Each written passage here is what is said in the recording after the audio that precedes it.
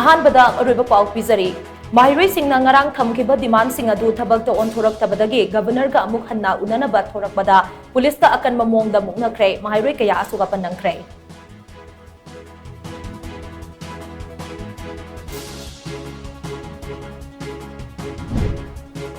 lamdam asida hauzik oirakli ba phibam asigi genglaga Imphal East amasung Imphal West district ta ngasi ayu pung 13 dagi matang kaptana curfew thamjinkhre ngasi nongtil pung 3 dagi lakliba tang 15 gi numit yungba matung pung 3 fauba internet thinjinkhre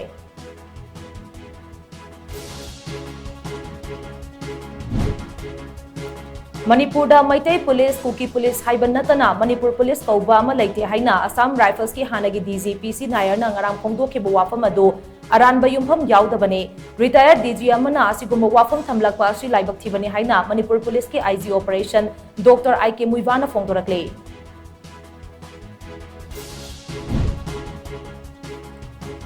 News 9 aloba interview amada Assam Rifles ki hanagi Director General Lieutenant General PC Nair na phongdokhiba wafam singaduna Assam Rifles ase chin kuki narco terrorist singga lautunaba force amani haibase mayek sengle haina kokomina marasirakle